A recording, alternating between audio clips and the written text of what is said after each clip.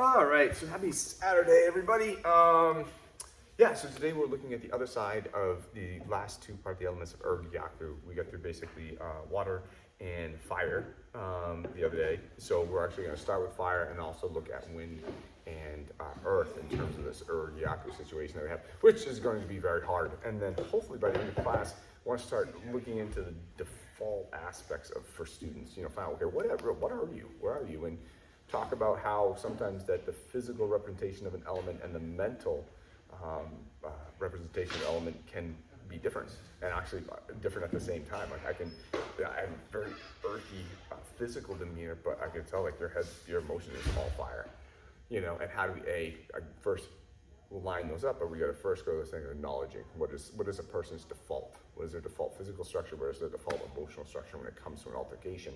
Acknowledge them, accept them, and then say, okay, how can we work to expose potential other ones in there? So I hope we get the chance to start that today, but it'll be fun no matter what, because this stuff is just so fun.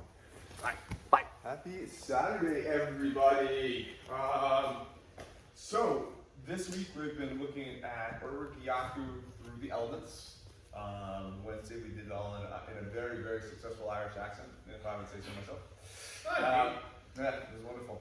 But we're back to English for the next next year. So we ended Wednesday with kind of starting into the fire aspect of an Gyaku, sort of manufacturing already.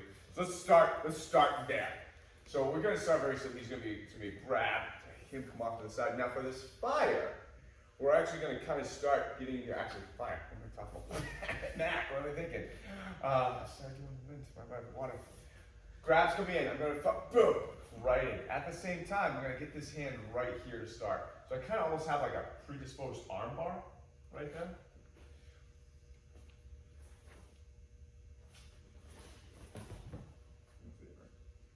Okay. Don't care if it comes off or not. We're just looking again from the elemental aspect. Whoa! Fire. Pushing forward to that left side, passing off to the right. See it, feel it. Okay, let's get to work then. Good.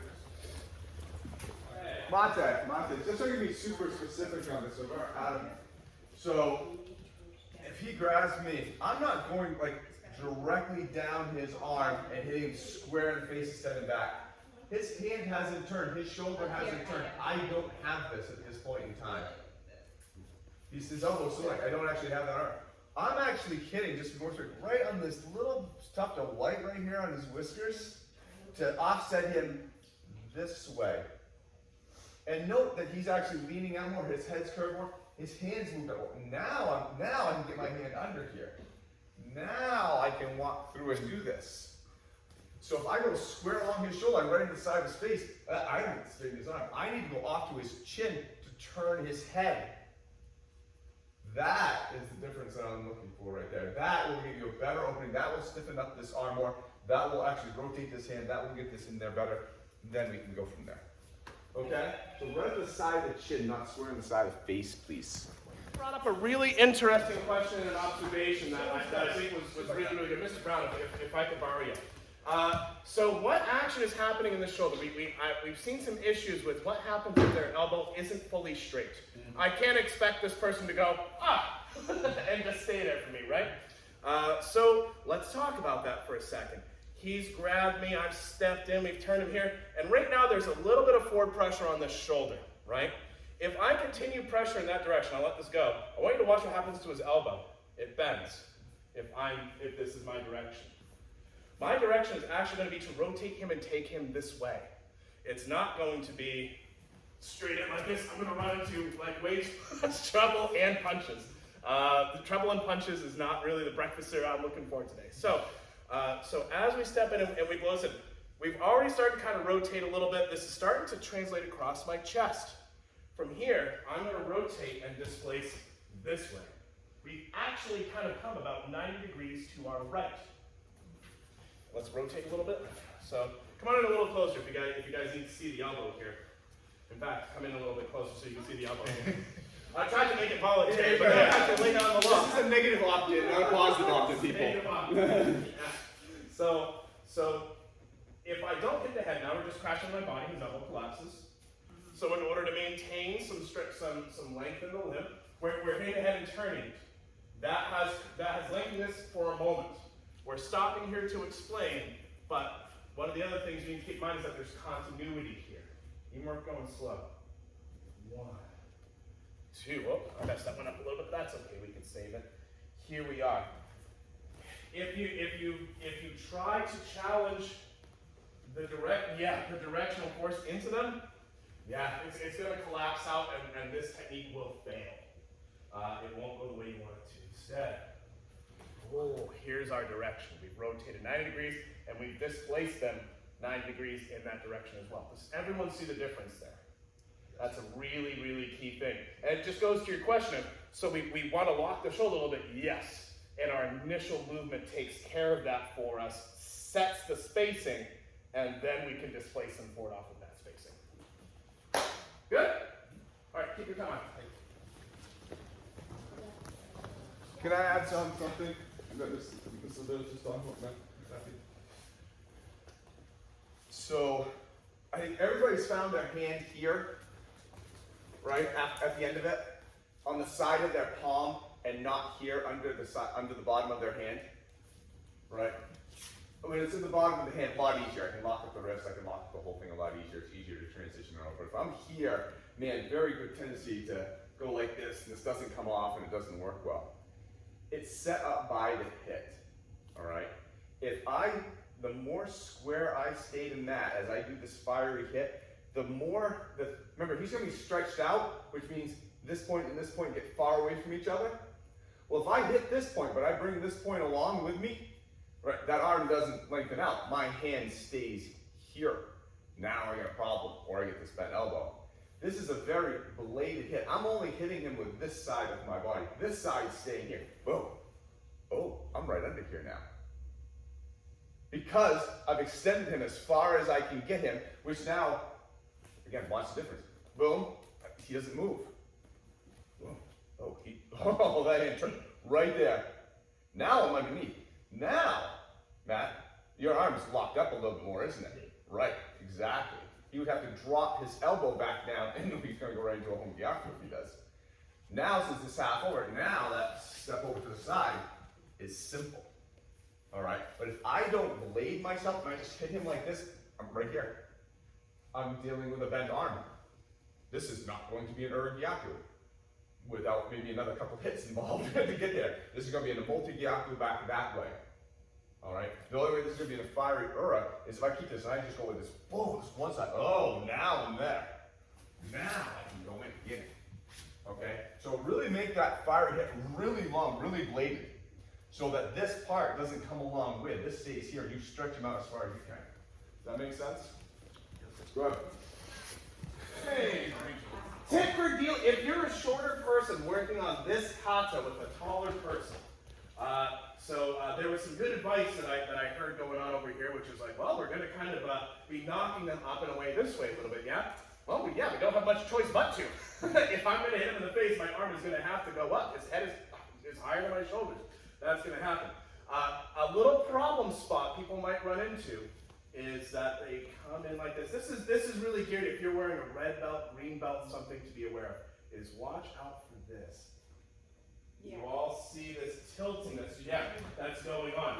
Yeah. If something goes on there and I get disturbed back, this fails for whatever reason, it's just the chaos of the fight, sometimes S happens. Here we go. If I'm tilting myself to try to get this across, I'm actually going to probably struggle more than you might than I could anticipate. It almost kind of makes sense to try to lean over because we're trying to get his arm to do this.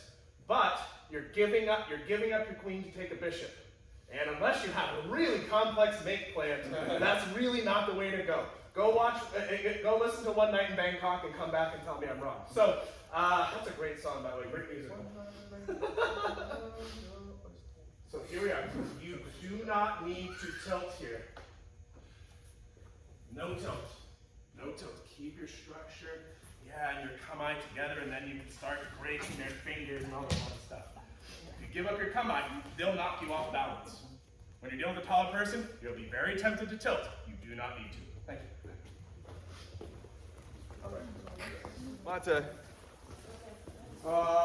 Chris, come on. So, grab. Here, set up. Ready to go. I'm not now, as I'm coming through this, taking his hand and rolling it with mine. That's not what I'm doing. Too hard, easy to slip the whole thing. I'm getting into a position where this part of my hand, we're looking at, I'm holding on to the bottom side of his fist. That's important. But what's really important is this intersection right here. The intersection of the side of my hand and the side of his wrist. Because now I have a wedge set up. And as my body steps through, that wedge comes into play and pushes him over. All right? It's not as much as me stepping and pushing his hand over as we're in a position where this side of the body, as it walks through, inspires him to go over. Right into this hand. And down. All right? So, one of the reasons this is, I said the other night, this is difficult because there's some very specific sneaky placement. This hip lengthens him out. I'm under here. This side, do we all see this side is ready to go right to the side of his wrist. As I walk through, this wedge breaks down his hand. I'm not rolling it. I'm getting a wedge in there that my body is pushing through and breaking his hand down. Right into this one. Just then, Chris, feel that? Alright, it's a pretty bolt trick. Okay. So, as you get that hand in here, as you push through that wrist. Push through that intersection, and that will help roll their wrist. You don't have to grab it and turn it like a motorcycle. And then as it breaks off, just pass it right off into this hand and go. Okay? Make sense? Good. So Chris, what home Gyakus are actually, stop, I've already. Home Gyakus, especially if I'm a guy with bigger hands, can be hard. All right, so I was home Gyaku, Gyaku. Even if I get to here, and my hands can't cover this, and he's sweat, that's so easy to come off that, especially if I don't have the grip strength to kind of get him and go. Luckily I do, but some other people may not. You know, just have to do the relationship works well. If I have a guy with big knee, I have a tough time doing this on Adam. Because those big, beer hands. Beer distributor, who works in beer distributor, All right, so what I'm going to do to add a little bit of extra leverage to that, as I come through on this, I'm going to keep this left hand here just a smidgen longer to press through. I'm going to flip it into a handshake. That's different. All right, way more power for me with my body going this way than it is going this way. All right, and since I have this lock in here with the thumbs, less opportunity to slip. Okay, so I can roll into this a lot easier with my body. There's a big potential for me to slip out of there. Easy for you to actively try to get out of there too. Right, if this position, I want you to try to actively rotate back against me. Right, you can move that hand back. Harder. Right, because he's coming, now my structural alignment is actually helping me. All right, but again, try to rotate back on me. Yeah, he can pull out of that if he so wants to. So I get to here. Another option, I think some of you advanced people on this, take this line right here, this rule, and just go like that. And then try to do it. All right, this is a Musan trick. So in other words, instead of keeping his arm perfectly straight, I'm going to jack this thing in like that. And then continue to roll. Because there's a little hone aspect to it. But it sets his shoulder back and prevents everything. So, if you have a small person or you're finding yourself coming off around this as you're trying to acquire it, hit, get that hand in there, step through, start that, realize, ooh, this isn't going to work. Pivot around, keep this other hand in there, and feed it so now you're here. and then go forward with the rest of it. Okay? Make sense? So it's some tricky hand motions, it's like a little puppet trick, but I think you guys can do it. Okay. First round, please. Wind. Ooh, well, this is gonna be different. All right, because wind has that lead side. All right. First thing we've been doing, we can do this in kind of a double wind fashion. So again, this lead side is going to be a hit here. Lead side. All right. That's really hard. That's actually, I'm going to tell you right now, this is wind to an Gyaku is super hard because it will be so easy to violate wind principles. All right, wind, lead side, whack, easy enough. Well, the problem is now this needs to be my lead side coming back. Oh, we can see this is already fraught with danger. Yeah, exactly. So as this lead side hits, boom, I'm pushing up and under. Lean back. Note where the hand position is. Very similar to where it was for fire. Lead back through into like that. Okay? This is gonna be super difficult. All right. Whoa.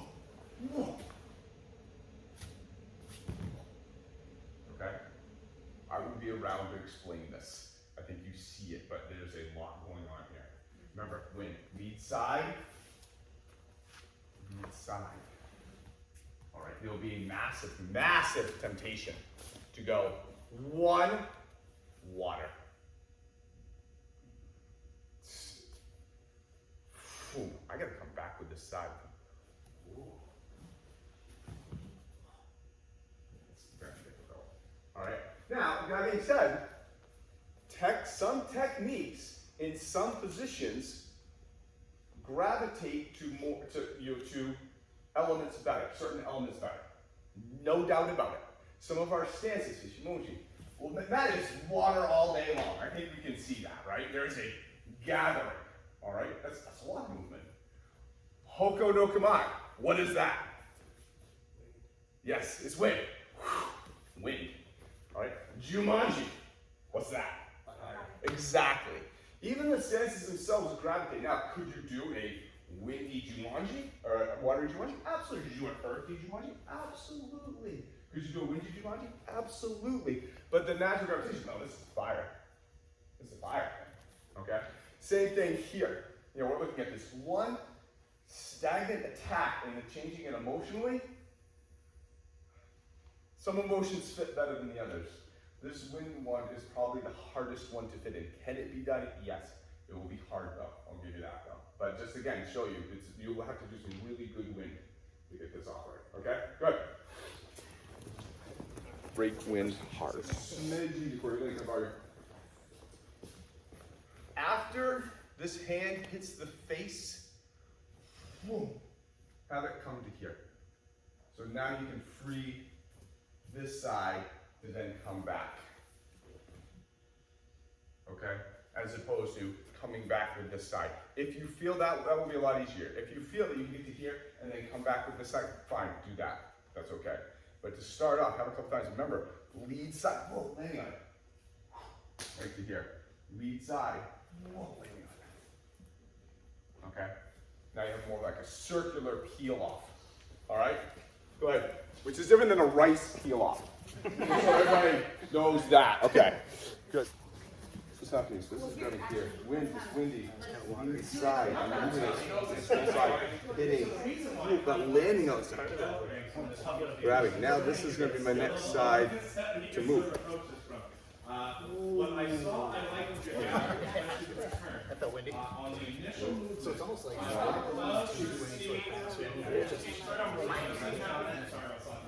No. Yes. this side. Makes a big difference. So now after a couple minutes of extreme, aggravation, because it's, like I said, very easy to add other elements in here. Very easy to add some water in here. Very easy to add some fire, some earth in here. Very hard to be just pure wind. So let's look at it a little more, let's look at it differently. So again, as I'm coming through with this side, hitting, shifting my weight over here. I now, remember when we talked about having that pole that you would jump around in wind? That invisible pole. Remember when we had that class? Go for a second. We had that pole and I'm going around that pole. Well, Kim is actually giving me a pole. This whole side is going right around this fulcrum, this hand that's in the middle of my chest. That's my pole. So as I go around, I'm going right to just the outside of this hand, giving it a little bit of impetus to come up, but flinging this side. Yeah. And it just peels off, because that's not very hard. So I'm really not trying to do this technique wide. I'm doing this technique right here.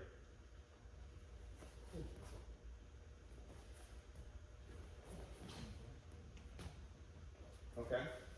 It's a small thing, but focus on it as you're weighted here and you're having this side come, that you're just trying to clear around this hand.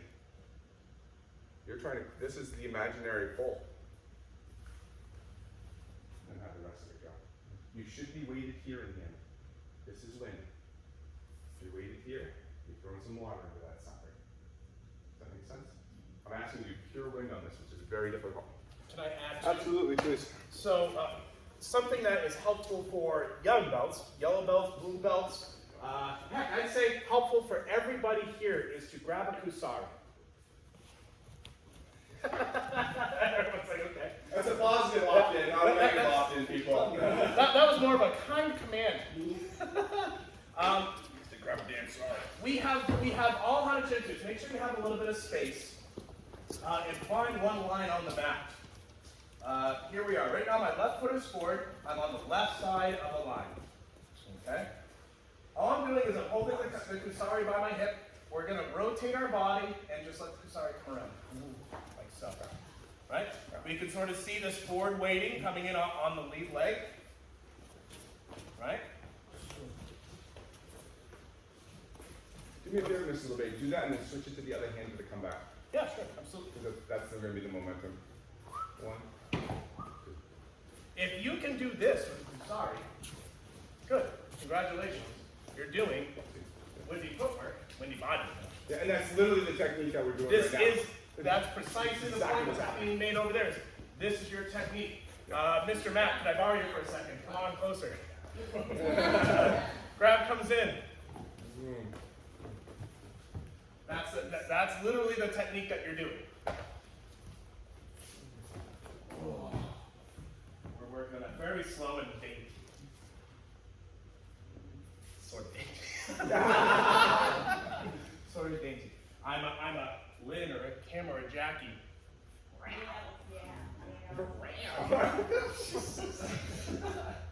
Yeah, just Or anybody who has nails can go round. if you're like me, you bite your nails, I can go. That's the only sound effect you got. But if you're having trouble with the body, but pick up your kusari. 1, 2. Good. Have your partner grab you. 1, 2. You're getting me here. You're doing well. Yo, thanks. Good example, Mrs. LeBay. That's good on. It's ribbon dancing. So Yeah, it's it's ribbon dancing with violence. That's correct. Matt, what are you correct? So, as in everything we do in this art, everybody, myself included, has a tendency to go past the first step because the second step's the cool one. All right, and invariably what happens is the second step doesn't work quite the way you want to, and you can't figure out what's wrong with the second step. The problem is the first step sucked.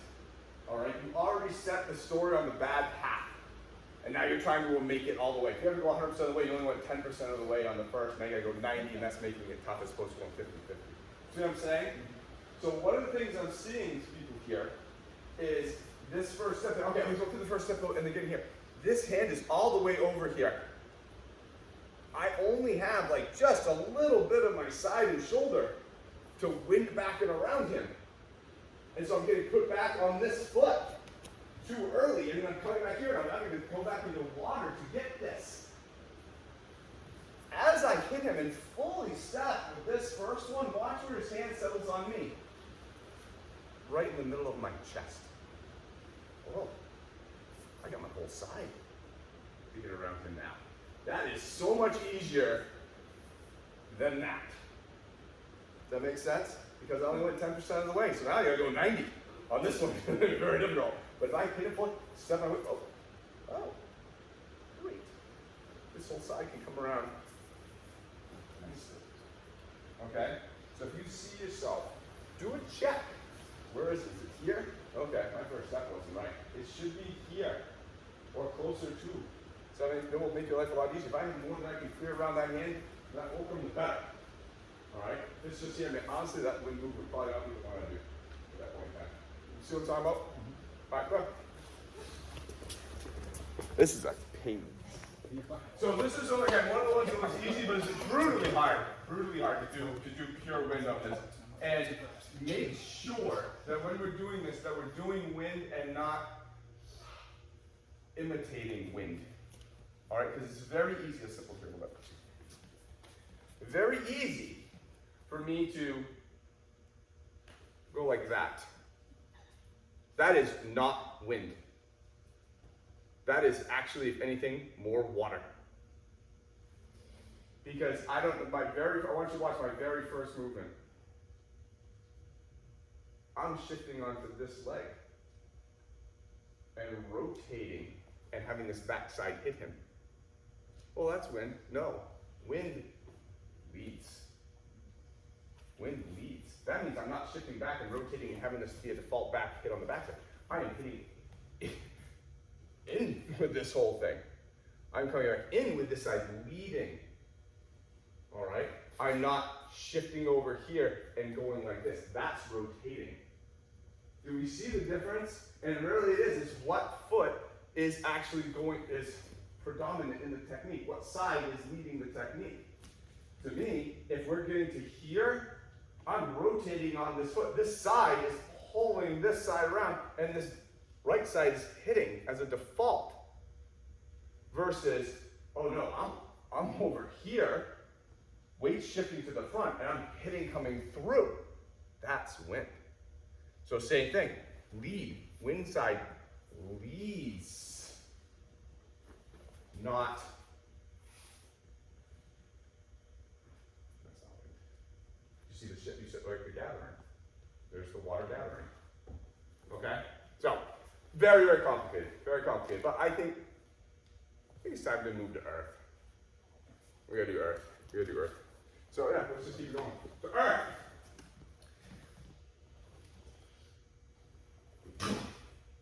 Here. All right. Up and down.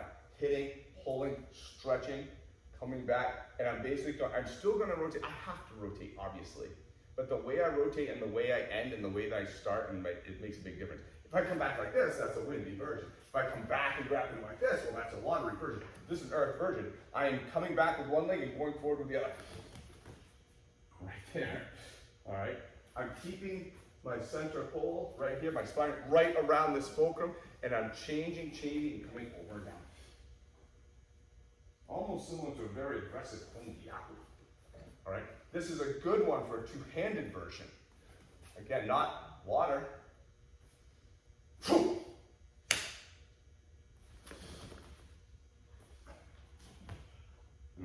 I submit that we work the two-hand version to this specifically. Yeah, I absolutely 100% agree.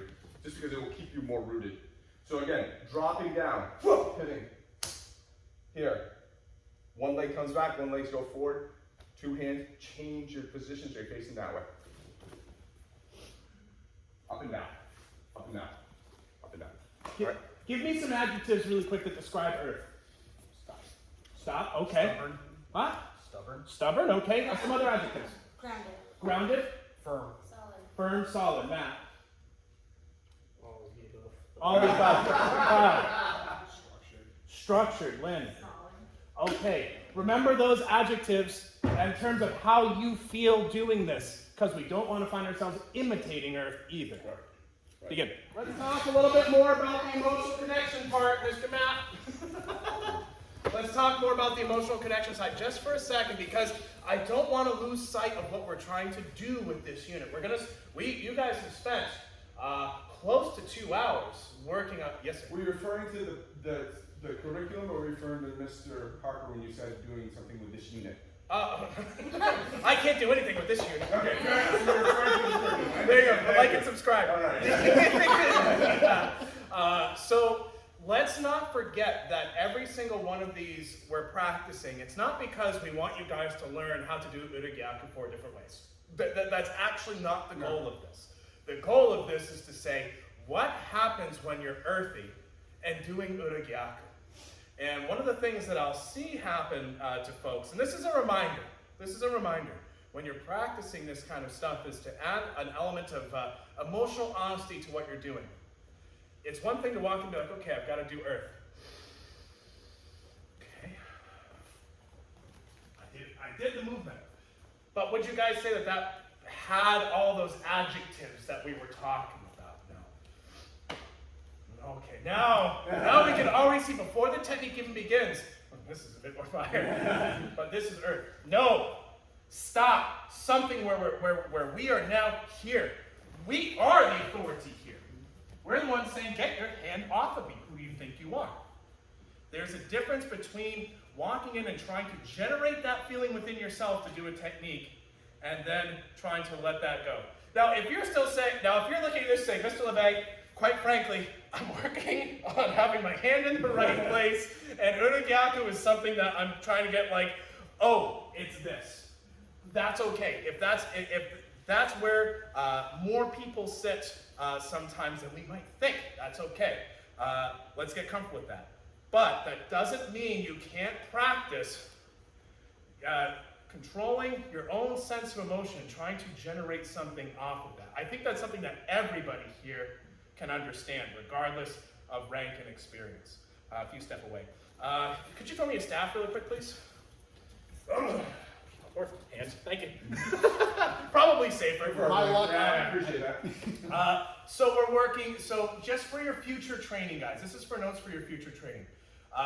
Okay, let's do this vertical strike with the staff. Good. We know this technique. We can do it with a hambo, we can do it with the staff, we can do this. Great. Show me earth.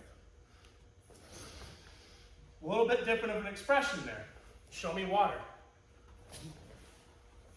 Show me fire. Show me wind. All the same technique with just a slightly different emotional setup.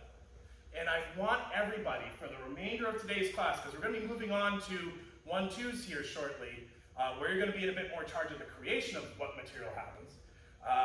But I don't want us to start emotionally neutral and saying, water means backward at an angle, fire means advancing, wind means rotating, earth means sinking up and down. Those are good things to know, but not what I want you practicing. I want you practicing how those things feel. Go. This is a note that I made to yellow belt and blue belt, and also green belts. And I want to hear my red belts in the middle hear this. Mr. Matt, if I could do it. Actually, I'll speak back. I'll grab Lynn on this one, just because we chatted about this first here. This sort of emotional content that we're talking about is something that you practice as both the attacker and the defender. When you I challenge each of you as training partners to call out your uke when they don't actually have emotional content behind what they're doing. When you're paying attention, if Lynn's my attacker, and she pays attention, she can look at my face, she can see my body, and she can probably maybe tell the emotion that I have. We're just looking, right? Like right now, what is it? I don't trust you. Yeah, no, there's not a lot. It's kind of a blank slate, right? What's he gonna do? Ooh, a little bit of a difference there. Look at it. They're not be able to tell this on the camera. Yeah. Come on in closer. Come on in closer. Yeah, all of a sudden, okay. What element is this? Is this guy maybe looking in? Yeah, I'd say fire. Water. Wind. All right, good. So cool, great. Acting class complete. So we've all learned now how to make emotions with our face. But now, as the attacker, Lynn's my attacker. Or actually, let's switch roles. I'll be Lynn's attacker.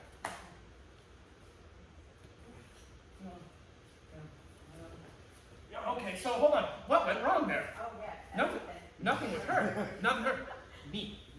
As the uke, we need the difference now between this attack. Don't you think? Yeah. this attack. Now all of a sudden we have a little bit of emotional content. Then, oh, yeah, and you feel that, don't you? Yes, I do. Go ahead, do the technique. Nice, there we go.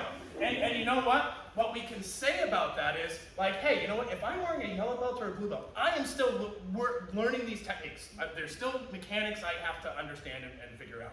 But we can say that there's honesty there.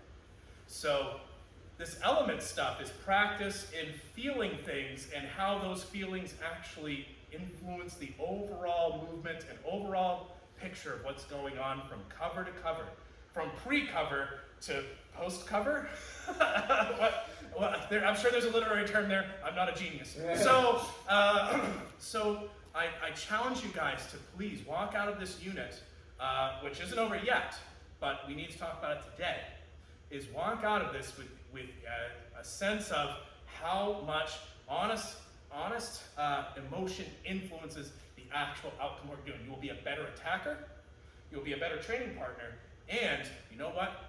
When all of a sudden you are actually scared, and this person is big, and they are throwing shots at you, and you don't want to be running in at them. All of a sudden water now makes a whole lot more sense. Whoa, shit, turns into wind real fast. All those things now are real to you, and that's part of what we're working on. So, leads us to the final part of today. We got another half hour. Here's what I'd like to do. This is going to be very, very simple. We're going to get 1, 2, 3, 4, 5, 6, 7, one group of 3, one group of 4. And each person in the group is going to get one set of attacks from the training partners that the next person will go. And the attack is going to be simple. 1, 2. That's it. Jab and a lunge punch, or a jab and a cross. Those are the attacks. That's it.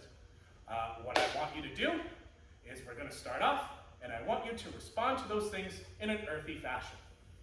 Okay? Each of you is going to go through once. When you're all done, take a knee, let me know you're done, and we'll go on to the next one. Questions? Does anyone need clarification? I know I'm kind of like, bleh, there it is. All right, let's go. Conversation with literally everybody at some point in time today about Earth, because I think a lot of people, even myself included, when I was back in the day, like Earth can only go up and down, and it's just stagnant. No, Earth can move. It's just how Earth moves. All right, so if we get this, just even start from this grab. If I'm in like this, that's fire. All right, my spine, my angle, everything is shooting into him. That's fire. If I'm whoa like this, my spine angles back like this, that's water. I think we can obviously kind of see that. I can move into him in an earthy standpoint. Note the difference in my body structure. Still up and down. So if we had a triangle, like this, all right? Water kind of moves back like this. Ooh, I come back by triangle. Earth is going down, and then I'm coming down. Okay? Does that make sense? So you can move in Earth. It's just how you move in Earth makes a difference. And this is where Earth and fire are very related, because the natural tendency to move is to move in fire. Because, it's a funny line, because we've looked at a lot of water. Because remember, what is fire? The second half of water. The second half of water. And that's predominantly what we train in normally, is that gathering and receiving. And so we think, oh, if we move in, I gotta lean in fire. No, you can move in Earth. It's just how you move, and your structure, and the emotion that you have, that stalwartness, that's it. I can move in Earth. Okay. I see a lot of people just say, well, it's Earth, that means I can't move. So the arms are getting here, and we're just getting down. No, you can move. It's just how you do it. Do I see the difference? All right, you're bad at it. You're more of a battering ram. Down. Good. All right, we're going to combine. Okay. All right. So, just before we kind of go over today, one thing I've had these written down for like weeks, or like actually a week and a half, and I haven't said. So obviously, reminder, Buyukai. All right, May 21st and 22nd. All right, we're still lining up who's going to teach. Kind of the theme of this year, in terms of like Buyukais in the past, has always been like, okay, we're going to look at some wild, crazy stuff that you would never see in, typical training. Bring in other instructors and show you different things. We will have some of that, but this year is more about kind of like, all right, it's been 3 years. Let's get back in. Let's knock some rust off. Let's look at some cool stuff and stuff like that. And I'm really trying to get people in who've been taking the last couple of years off. You guys haven't for the most part, okay? And we will have cool stuff because I want you guys to see some pretty cool stuff, and you'll see it from Hanshi Pollockwood and Kiyoshi Barnum. But I'm also trying to get people back, you know, who come in, who is like, you know, it's hard when you're up for a while. You know, you've experienced it. 6, 7 years. Yeah, and man, that coming back in is, you gotta suck up a little bit of ego on that one, don't you? Yes. You know, and so we got mass people who've been out 3 years, talented, really wonderful human beings who should be back here. They want to kind of give them the door to say, it's all right, come on back, you're all in the same boat, let's go. So that, if you could also, next time, I know nobody ever gets on the internet, you know, for, you know, quality amount of time during the day, but just in case you happen to be on the internet at any point in time in the near future, if you could just take a couple minutes, and I think some of you already have, go to Google, give us a review. It just helps us when people start searching for us and stuff like that. It actually ties over, Mr. Lee has a tie into the website. You know, if you haven't subscribed to our YouTube channel, we're almost at the point in time where we get a customized URL, and I so want that, man. It's like a new belt of YouTube. Yeah. So if you haven't subscribed, please go in and just subscribe. And then I'm trying to do more work with the Instagram page. So I changed the name over to Discovery Portland to kind of go in with everything else. So if you happen to have an Instagram account, just go to Discovery Portland. I actually, just like I posted videos up, I'm actually kind of posting up like stills. You know, if I can get some good stills from the video, posting those up. Just try to get more traction. Was that the David Ginsburg thing because of LeBay? Oh my God. That's exactly what that was. Or the David had too much to drink before he came to class. It's gonna be a meme. Oh my God, that was just the greatest thing because he looks like what the hell is going on? I saw the thumbnail. I'm like, Jesus, what is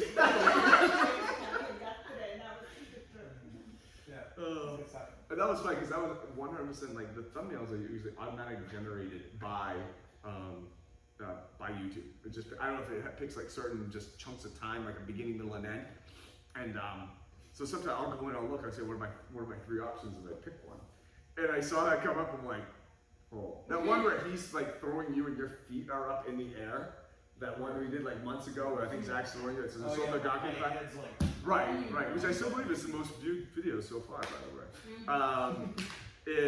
That was an automated generated one. You know, it's just like his feet are sitting up, and that one was too Ginsburg just lying down. So the guys over YouTube like, whoa! Yes, so if you can, again, so Google, Instagram, YouTube.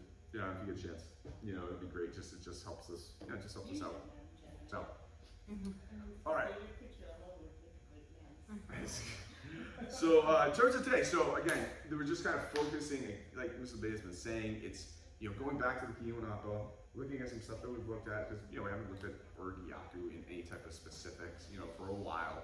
But then, okay, we're really going to look at from the emotional side how that changes, not just from the physical side, which is kind of what I'm talking about, but more from the, also more importantly, the emotional side, what Mr. LeBay is talking about. And this kind of, now the separation of, which we're kind of exploring, this physicalness, but your mentalness at the same time. And how maybe even tying it together, you know, can actually change the movement. But actually how also too, if we change up here, what does it change down here? Right? Because you saw it dramatically.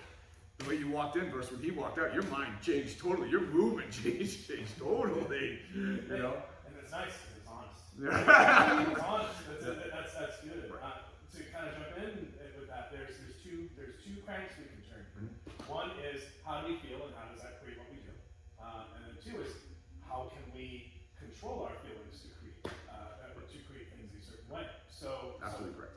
So that's down the road, but it goes back to Sanmitsu. Sanmitsu, the three hidden truths. Something like that, yeah. The alignment of thought, deed, and word. Thought, word, and deed, yeah. Yeah. How congruent can we really be internally what we're doing? You know, the person who's walking around, Hanshi's favorite thing is walking around, standing around, they're like, I'm being patient. Yeah. Not very Sanmitsu. Maybe Nimitsu at best. Well, then there's the flip side of that too. Also, you know, I mean, we've all been just happy. You know, we emotionally feel happy, and so we smile. You know, have a great day. Smile, laugh, and have a good time. But then the flip side is like, well, I'm not actually having a great day. And it's like, actually smile. you know, and you actually can then change, you know, your smile. Actually, okay, you know, I actually feel a little bit better. Have you ever tried reversing it, actually having the physical change the emotional? So same kind of deal, you know, you emotionally feel great, so you physically respond in a different way. Well, can you actually put yourself in an emotional change to actually change the physicalness of the whole thing? And how we can actually, again, use those two levers to our benefit, because they are very important if we are ever in a situation where someone's trying to hurt us. It's nice to know that you can use this both as athletes and just how you truly feel and act, and also as a set of tactics and maybe strategies that you can develop for your fighting to improve your fighting potential later on. That's down the road stuff. That's down the road stuff. Right now we get comfortable with what these things are and how they express themselves. And then later, great, cool, we kind of got these things. Now, yeah, here comes that fast striker guy, and you might want to buy a little bit of time to make him have to eat some damage before he comes in to get shot. Yeah. Ooh, maybe now that's a great time to use water methodology. And ooh, cool, I also kind of feel that way. Neat. Good to have that. All right, any questions, thoughts, concerns, possible thoughts? All right, guys, have a great rest of your weekend. Good job.